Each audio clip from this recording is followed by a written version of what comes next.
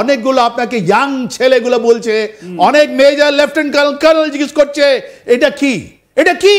আপনার বাড়িটা কলুষিত হলো, একটা হাসনাতের মতো লোক যে গুন্ডা, যিনি আমাদের বাংলাদেশ আর্মিকে চ্যালেঞ্জ করছে, এটা তো আপনাকে জবাব দিতে হবে। আমার স্যার এখানে একটা স্পেসিফিক কোয়েশ্চেন আপনার কাছে, আপনি কেন এই বিষয়ে কনসার্ন যে জেন ওয়াকুরুজ্জামান তিনি ঈদের নামাজে যাচ্ছেন, সেটা নিয়ে আপনি কেন কনসার্ন? আরে ভেরি নাইস কোয়েশ্চেন, আপনি কত সুন্দরভাবে, তার মানে আপনিও ফ্রিজ ফ্রেম করে দেখলেন। প্রত্যেকটা রাষ্ট্রে একটা ধর্ম হতেই পারে, কোনো প্রবলেম নেই, কিন্তু আপনি গেছেন কোথায়? আপনি গিয়েছিলেন রাষ্ট্রপতি ভবনে, ওখানে তো একটা মোল্লা, ওখানে একটা নামাজ করার জন্য, লিড করার জন্য ওখানে একটা মৌলভি হবেই হবে, একটা ওদের লিড করে, এটা সব জায়গায় কন্ডিশন। কোনোদিন আমরা লিড করি না, ইনি তো হতে চলেছেন পাকিস্তান আর্মি চিফ, জল মুনিরের মতন হতে চলেছেন। ইনি বলছেন I am the one who is leading. It is totally wrong. 4-star general, he is leading the prayer which is unheard of, unseen, right? ইনি নিজের ট্রুপসের সঙ্গে নয়, ইনি একটা মেসেজ পাঠাচ্ছেন যে আমি ওই পাগলা ইউনিসের সঙ্গে নয়, যাকে আমাকে অ্যাকসেপ্ট হয়েছে আমাদের বুকের উপরে পাথর রেখে, রাইট? উনি বলছেন আমি কনস্টিটিউশনালি ইলেক্টেড প্রেসিডেন্টের সঙ্গে আছি। That is the phase number 3। তার মানে আপনি একটা দেখছেন পাকিস্তানের সঙ্গে একটা ফ্ল্যাগ দেখলেন, আপনি রাষ্ট্রপতি ভবনে একটা দেখলেন। নাম্বার 3 আপনি কি দেখছেন? আপনি দেখছেন জামাত ইসলামের চিফ নতুন কাপড় জামা পরে, ওনার উপর থেকে স্যাংশন উঠে গেছে, উনি ইফতার করছেন, উনি বলছেন সব আমাদের কাছে ডিপ্লোম্যাটিক লোক আসছে, চায়নার পয়সা নিয়ে উনি বসে আছেন, রাইট? ওনার ডেলিগেশন তো চায়নায় আছে। তারপর আপনি কি দেখছেন? তারপর আপনি দেখছেন এই এজিটেটার্সগুলো, ওরা বুঝতে পেরেছে 11 মার্চে যেটা ডিসকাশন হয়েছে বা চিফের বাড়িতে, ওখানে আমরা বুঝতে পারলাম কি এরা বাংলাদেশ থেকে বাইরে নেই, ওদেরকে বলা হয়েছে, হাসনাতকে বলা হলো এই 5-6টা সিট নিয়ে নে, ছেড়ে দে, আওয়ামী লীগকে রিফাইন আনে দে। তার মানে ঢাকার বাইরে এই এজিটেটার্স গুলো যারা আছে, ওরা যারা ফেসবুক, টুইটার, ইউটিউব নিয়ে যারা বিল্ড আপ করেছিল, ও শেষ, খাতাম, কাহানি ফিনিশ, খেল খাতাম। ওদের বুঝতে পেরেছে 6-7টা নিয়ে অ্যাডজাস্ট করে তুই চলে আয়, এইটাই তো বললেন চিফ ওই হাসনাতকে, ওদেরকে, রাইট? তো ওরা ওদের পার্টিতে দেখলাম ডেন্টিং পেন্টিং করে ওরা খুব ভালো সুন্দরভাবে গেল। আর একটা আওয়ামী লীগের যিনি আছেন আমাদের প্রাইম মিনিস্টার শেখ হাসিনা, উনি রিজাইন করেননি, তাই জন্যই আমি ওনাকে প্রাইম মিনিস্টার বলতে থাকি। আমি কোনো সাপোর্টার নই আওয়ামী লীগের, রাইট? কিন্তু যেহেতু উনি প্রাইম মিনিস্টার অফ বাংলাদেশ, কত সুন্দরভাবে বললেন কি আমি এবার মানাচ্ছি না, আমি লোকের সঙ্গে থাকবো, যাদের বাড়ি ভাঙানো হয়েছে, যাদের লোক মারা গেছে, যাদের জিনিস পুড়িয়ে দেওয়া হচ্ছে, আমি ওদের সঙ্গে আছে। আর ওদের একজন লোক, দল লোক সুটেড বুটেড লন্ডনে বসে ওরা ইফতার পার্টি করছে, ওরা বলছে বড় বড় কথা, ওরা রাস্তা নেই কেন? ওরা আওয়ামী লীগের লোকের সঙ্গে আছে না কেন? এইটা কথা তো সবাই জিজ্ঞেস করছে কি এটাই তো আওয়ামী লীগ ছিল। তাই জন্য আমার মনে হয় কি প্রাইম মিনিস্টার শেখ হাসিনা শুনে অনেক লোককে বাড়ি থেকে তাড়াচ্ছেন, ওদেরকে রাস্তায় আনা উচিত। আর একটা গ্রুপ আছে, জানেন কি গ্রুপ আছে? ওটা আছে গরিব লোকের গ্রুপ, যেটা আপনি দেখালেন এই বাংলাদেশ, ওরা খাওয়ার নেই, ওদের কাছে খাওয়ার। কোন একটা গরিব লোকে আপনি কোন ইফতার পার্টিতে দেখেছেন ওদের থালাতে কি গেছে? বড় বড় কথা আজকে তাসলিমা নাসরিন বললেন সবজি কা দাম কম হয়, কিন্তু সবজি কা দাম কম হয়, গরিব লোকের বাড়িতে কি পেয়েছে? তাই জন্য তো ওটা পাকিস্তানে ফ্ল্যাগ দেখিয়ে ওদেরকে দেওয়া হয়েছে ইফতার। আর লাস্টে দেখে আছে আমাদের প্রফেসর ইউনুসের, আপনি দেখবেন উনি যে গেছেন, উনি এখানে একটা ঈদ প্রেয়ার করতে গেছেন, উনি চেয়ারে বসে আছেন, উনি জানেন না কি করে প্রেয়ার করতে হয়। ওনার কাছে জলের বটল আছে, খাওয়ার বটল আছে, মানুষগুলো জিজ্ঞেস করছে ইনি তো আনওয়েল, আনসাউন্ড মাইন্ড। উনি তো চায়না গিয়ে দুটো জিনিস কথা বললেন। আনওয়েল, ইউনুস যদি আনওয়েল হন তাহলে চায়নায় গিয়ে তিনি কি করে চায়নাকে প্রভোক করেন? 7 সিস্টার্স নিয়ে তার মাথা ব্যথা কেন? 7 সিস্টার্সকে নিয়ে, 7 সিস্টার্স হতে পারে ল্যান্ডলকড, কিন্তু 7 সিস্টার্স তো ভারতের অঙ্গ।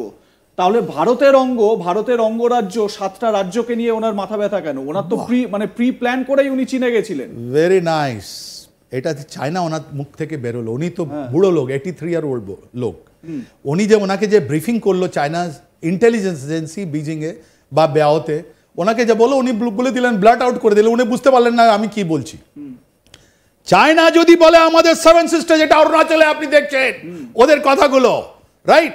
যদি ওই চায়না বলতো আমাদের এখন যুদ্ধ লেগে যেত, আমরা বলতাম আমরা ছাড়বো না। ওরা অলরেডি আন্ডার প্রেশার আছে চায়না ফ্রম দ্য আমেরিকা। আর আমরা যদি প্রেশার কোয়ার্ডে যদি দেয়, চায়না কোনো জায়গায় দাঁড়াবে না। চায়নার আর্মি ভয় কাঁপছে, পিএলএ ইন্ডিয়ান আর্মি থেকে ভয় কাঁপছে, ওরা লড়তে পারবে না।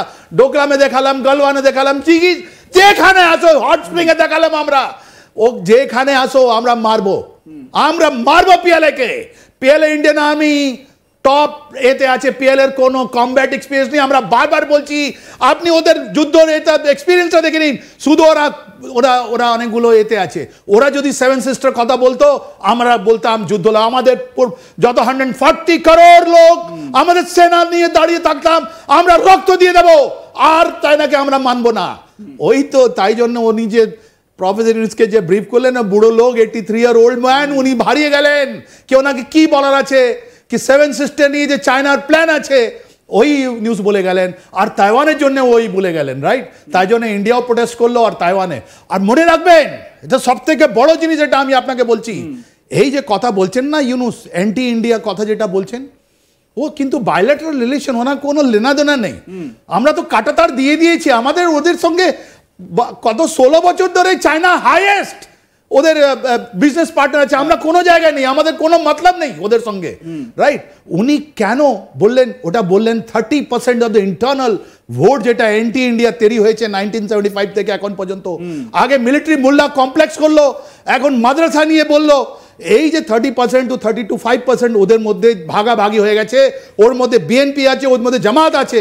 ইনি একটা জায়গা বানাতে চাচ্ছেন, তাই জন্যে ওনার একটা এজিটেটর যে আছে উনি বললেন না না, ইনি তো আমাদের prime minister for the next 5 years। আরে বাবা, ওনার তো মাথা আনসাউন্ড মাইন্ড, উনি পাগল হয়ে গেছেন। 83-year-old ম্যান, উনি কিছু করতে পারবেন না, উনি তো আমাদের জামাই। আমি তো ওনাকে বলবো চলে আসুন বর্ধমানে, আপনার নিজের শ্বশুর বাড়িতে আসুন, আমরা আপনাকে দেখভাল করব। হয়তো শেখ হাসিনা ওয়াজেদ আপনাকে ক্ষমা করে দেবেন, আমরা বলবো ক্ষমা করে দাও। Old man, old man, old man, ছেড়ে দাও এনাকে। এই যে ইন্টারনাল পলিটিক্স যেটা হচ্ছে, এই যে 30 to 35% যে ভোট আছে, তার উপরেই জেনারেল প্রফেসর ইউনুসের দিমাগ আছে, তাই জন্য এত বড় বড় কথা বলে যাচ্ছেন রাইট ফ্রম বিগনিং। এনার দিমাগ খারাপ হয়ে গেছে। ইনি অলওয়েজ সেভেন সিস্টার নিয়ে। তুমি সমুদ্রের মালিক, কে তোমার সমুদ্রের কাছে যাবে? আমাদের অত বড় কোস্টাল লাইন, তোর আগে থাইল্যান্ড আছে, মায়ানমার আছে, আমরা তো মাল্টি মডেল কালাদান করলাম তোমাকে অ্যাভয়েড করার জন্য। আমার দরকার নেই তোমার, তুমি নিজে তুমি রাখো না বাবা, তোমার কি দরকার আছে? আর এক্সক্লুসিভ ইকোনমিক জোন যেটা হয় বে অফ বাংলায়, তুমি কত দূর যেতে পারবে ওটাও আমরা জানি, আপনিও জানো। তোমার কাছে ইন্টারন্যাশনাল ইলেকশনে ঢাকার কিছু লোক যারা বসে আপনার দিমাগ খারাপ করে দিচ্ছে, আপনি বুঝতে পারছেন না কি রিয়ালিটি কি আছে বে অফ বেঙ্গলের। ওখানে আপনি কোনো রোল নেই। আমরা চাই কি একটা বাংলাদেশ একটা রোল হোক, ওরা কামা, ওরা ভালো হোক। কিন্তু এই যে প্রফেসর ইউনুস, উনি শুধু ইন্টারনাল পলিটিক্স নিয়ে কথা বললেন, জানেন? এই 30%, এই মাদ্রাসা রোল, এই মাদ্রাসা জিনিসের নিয়ে, বাংলাদেশের মাদ্রাসা যদি আপনি পলিটিক্সটা বোঝেন, তাহলে আপনি বুঝতে পারবেন কি ওখানে হচ্ছে কি।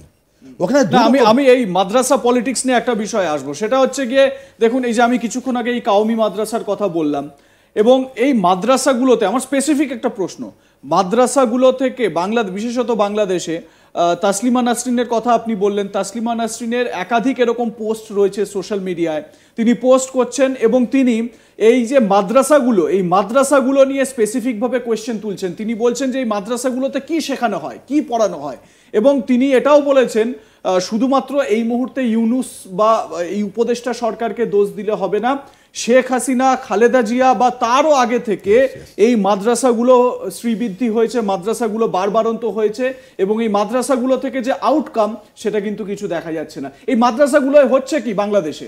দেখুন, এটা আমি বলবো বঙ্গবন্ধুজি ছিলেন উনি বিগ হার্টেড ম্যান, অনেকটা রিফর্ম পার্সন ছিলেন। উনিও আগে অ্যান্টি হিন্দুজমে বা সেমনি কথা বলতেন। He was a reform man. Bangabandhu has a big hearted man.